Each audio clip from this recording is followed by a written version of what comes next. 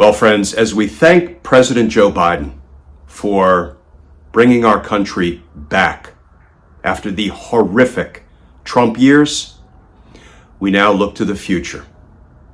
It's time to unify. It's time to rally. Let's get this party started. Because justice matters.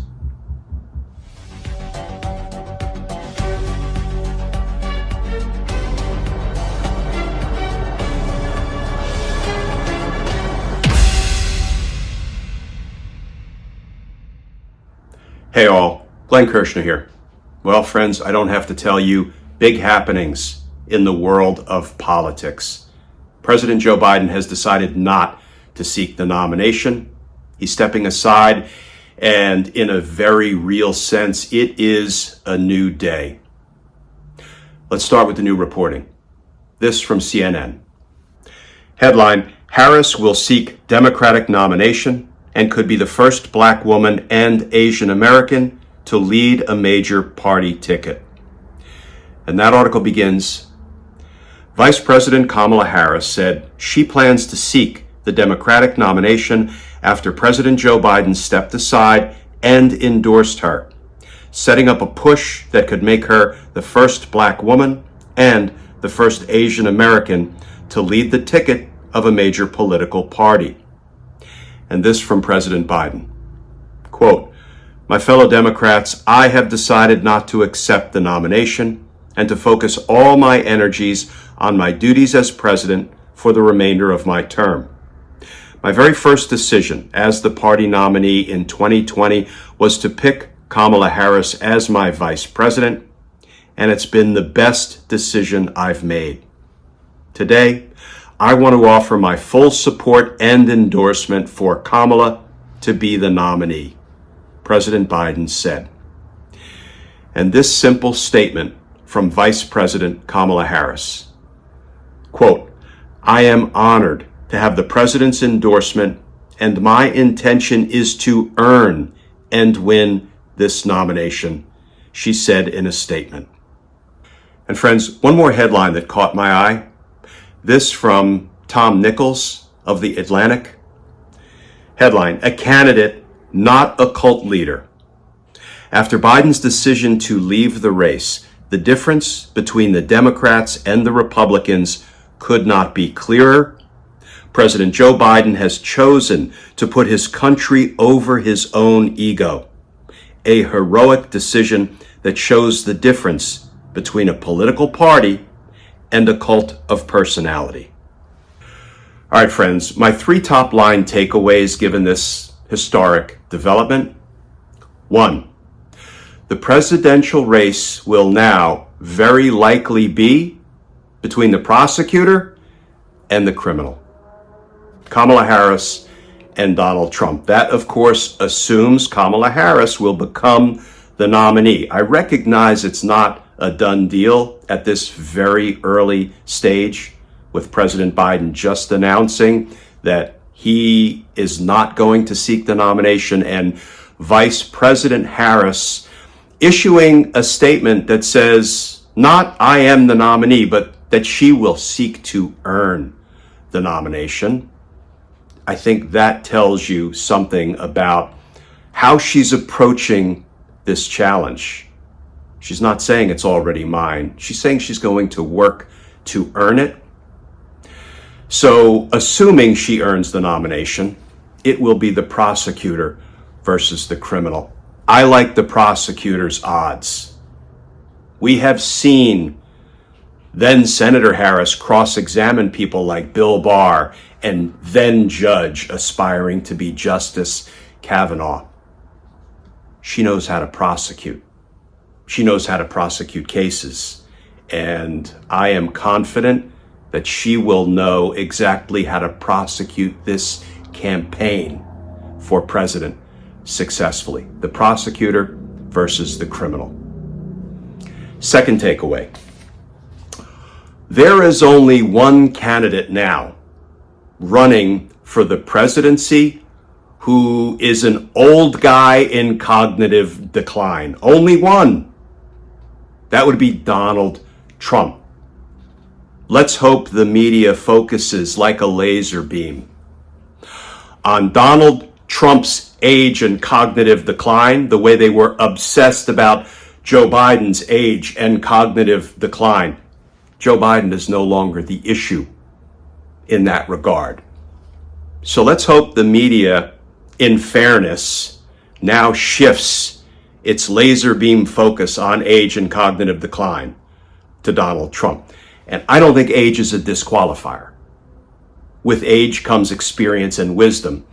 But Donald Trump, the guy who just said 107% of the jobs that President Biden created went to immigrants. Well, how does 107% of anything actually work? It doesn't. Why? Because Donald Trump is the one who has trouble with truth and accuracy in communication. Let's hope the media focuses on Donald Trump's obvious cognitive decline. And here's the other thing I feel compelled to say, friends. I don't want to see mainstream media now focusing every minute of every day looking for ways to knock down Kamala Harris. I don't want to see it. Now, fair reporting and fair criticism of, for example, the history of decisions that Kamala Harris may have made or what her policy platform and priorities will be moving forward. Yes, let's have a robust debate on that, on ideas, on policy, on how to best move the country forward rather than taking the country back to where Donald Trump wants to take it. But I don't want to see mainstream media ginning up every minute of every day some reason to try to knock down or complain about Kamala Harris. The way, in my opinion, mainstream media seem to be obsessed every minute of every day reporting on Joe Biden's age or cognitive decline. You know, there are no two sides to treason. There are no two sides in the fight to save and repair and rebuild our democracy. There are no two sides to women's constitutional privacy rights being revoked by an out-of-control president and Supreme Court. There are no two sides to these issues. So let's hope mainstream media focuses on what's important, which is the future of America and what it would mean if somebody like Donald Trump retook the reins of presidential power. That brings me to the third takeaway. This is going to be my final one for the day, friends. Donald Trump is the only candidate in the race for the presidency who tried to end American democracy on January 6th. Donald Trump is the only one in the race for the presidency who tried to overturn the expressed will of the American voters and illegally and unconstitutionally retain the power of the presidency. Donald Trump is the only candidate who did all that and who aspires to do it all over again.